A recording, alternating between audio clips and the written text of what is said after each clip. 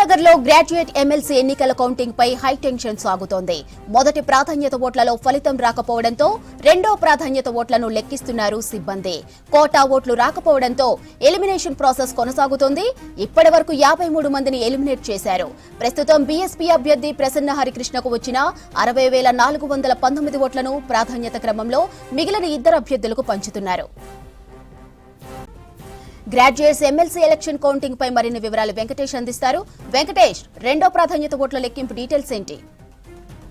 అధికారికంగా కొద్దిసేపటి క్రితం విడుదల చేసిన రెండో ప్రాధాన్యత ఓట్ల లెక్కింపు వివరాల ప్రకారం 48 మంది అభ్యర్థుల ఎలిమినేషన్ సంబంధించిన డాటా ఇప్పుడే ప్రకటించారు. ఉదయం నుంచి కేవలం అభ్యర్థులను మాత్రమే ఎంతమందిని ఎలిమినేట్ చేశామనేది ప్రకటించిన అధికారులు మొట్టమొదటిసారిగా దానికి సంబంధించిన డాటా ఇచ్చారు.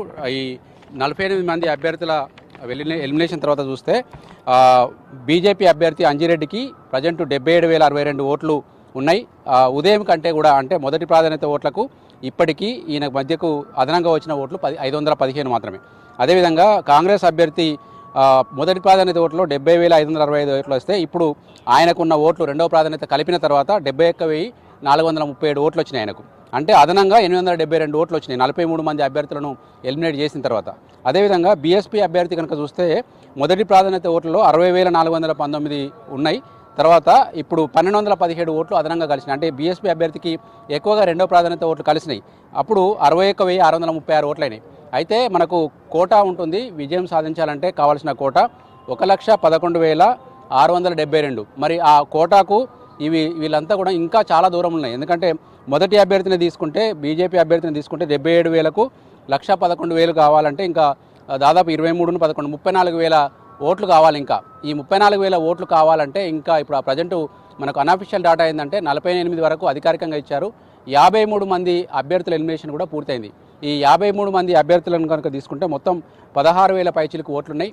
అందులో సెకండ్ ప్రయారిటీకి సెలెక్ట్ అయిన ఓట్లను మాత్రమే క్యారీ ఫార్వర్డ్ చేస్తారు. మరి ఇప్పుడు 48 మందికి సంబంధించి దాదాపు 2,600 ఓట్లు మాత్రమే వచ్చినాయి. మరి ఇంకా 53 మందికి కనుక తీస్తే దాంట్లో కూడా ఇదే రేషియోలో తీసుకుంటే ఇంకొక 2-3 వేల ఓట్లు మాత్రమే ఎక్కువ వస్తాయి. కాకపోతే అందులో కొంచెం 9,000 ఓట్లు సాధించిన వాళ్ళు ఉన్నారు. రవీందర్ సింగ్ కావచ్చు, తర్వాత ముస్తాక్ అలీ కావచ్చు, తర్వాత ఇంకొక ట్రస్మా శేఖర్ కావచ్చు. వాళ్ళ దగ్గర పెద్ద ఓట్లు ఉన్నాయి కాబట్టి వాళ్ళ దగ్గరికి ఒక 3-4 వేల ఓట్లు ఇంకా అదనంగా వచ్చి వీళ్ళకి చేరే అవకాశం ఉంది. అయినా కూడా మనకు ఈ మొదటి అభ్యర్థి కావచ్చు, రెండో అభ్యర్థి కావచ్చు కోటా నిండే అవకాశం అయితే లేదు. కోటా నిండినప్పుడు మళ్ళీ ఇంకొక అభ్యర్థిని కూడా ఎలిమినేట్ చేస్తారు. ఆ అభ్యర్థి మూడవ స్థానంలో ఉన్న ప్రసన్న హరికృష్ణ 61,636 ఓట్లు అతని దగ్గర ఉన్నాయి. ఇప్పుడు సెకండ్ ప్రియారిటీ కలిసిన తర్వాత ఈ ఓట్లలోని సెకండ్ ప్రియారిటీ ఓట్లు కాంగ్రెస్ కానీ బీజేపీ కానీ క్యారీ ఫార్వర్డ్ అయ్యాయా లేదా అనేది తీసుకొని ఈ ప్రసన్న హరికృష్ణ కూడా పైకి కలుపుతారు. అది ఆ ప్రాసెస్ కూడా స్టార్ట్ అయింది. మనకు లోపల నుంచి అందిన సమాచారం ప్రకారం ప్రసన్న హరికృష్ణ ఓట్లను కూడా సెకండ్ ప్రియారిటీగా విభజించే ప్రాసెస్ నడుస్తూ ఉంది. ఇప్పుడు ఇది చాలా కీలకం. 61,000 ఓట్లను మళ్ళీ ఒక్కొక్క ఓటును చూసుకుంటూ బీజేపీకి కొన్ని, కాంగ్రెస్ కొన్ని క్యారీ ఫార్వర్డ్ చేస్తారు. ఇప్పుడు ప్రసన్న హరికృష్ణ కూడా ఎలిమినేషన్ అవుతున్నారు. ఆయన ఎలిమినేషన్ ప్రాసెస్ స్టార్ట్ అయింది. ఈ ఎలిమినేషన్ ప్రాసెస్లో భాగంగా ప్రసన్న హరికృష్ణకు సంబంధించిన 61,000 ఓట్లలో ఎన్ని సెకండ్ ప్రియారిటీకి ఎలిజిబుల్ అయినాయి అనేది చాలా కీలకం. మొత్తం 61,000 ఓట్లకు 61,000 ఓట్లు అయితే మనకు సెకండ్ ప్రియారిటీ వేయరు. ఎందుకంటే వీళ్ళు ఓటేసేటప్పుడే ఓటర్లకు చెప్పారు కేవలం 1 నెంబర్ ఇచ్చి వదిలేయండి అని చెప్పి.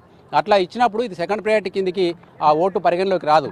అట్లా ఎన్ని ఉంటాయి అనేది ఒక అంచనా వేస్తే కనుక సుమారుగా 40,000 వరకు ఉండొచ్చు అని అంటే 20,000, 21,000 తీసేసినా కూడా సుమారు 40,000 ఓట్లు ఈ సెకండ్ ప్రియారిటీకి ఉండే అవకాశం ఉంది. ఆ అవకాశం ఉన్న ఓట్లను మరి ఆ పైన ఇద్దరికే వెళ్ళినాయా కిందికి కూడా వెళ్తాయి కానీ కింద ఆల్రెడీ ఎలిమినేట్ అయిన అభ్యర్థులు కాబట్టి వాళ్లకు ఆ ఓటును క్యారీ ఫార్వర్డ్ చేయడం జరగదు. కేవలం కాంగ్రెస్కి ఉంటే కాంగ్రెస్కి వేస్తారు, తర్వాత బీజేపీకి ఉంటే బీజేపీకి వేస్తారు. మరి అట్లా ఈ 40,000లో నరేందర్ రెడ్డికి ఎన్ని వస్తాయి, తర్వాత కాంగ్రెస్ అభ్యర్థి మరి బీజేపీ అభ్యర్థి అంజిరెడ్డికి ఎన్ని వస్తాయి అనేది చాలా కీలకంగా మారింది. ఇట్లా వచ్చిన తర్వాత కూడా 40,000 కలిపితే కనుక అందులో 20-20 షేర్ చేసుకున్నా కూడా మనకు ఆల్రెడీ బీజేపీ అభ్యర్థి దగ్గర 5,600 ఓట్ల లీడ్ ఉంది కాబట్టి బీజేపీ అభ్యర్థి గెలిచే అవకాశం ఉంది. ఒకవేళ నరేందర్ రెడ్డి ఆ 20,000కు బదులు సగానికంటే ఎక్కువ అంటే 26,000 పైచిలకు కనుక సాధిస్తే ఈయన ఫస్ట్ ప్లేస్కి పోయే అవకాశం ఉంది. ఇప్పుడు మొదటి రెండో ప్లేస్ల మధ్యలోనే దోబుచులాట ఉంది.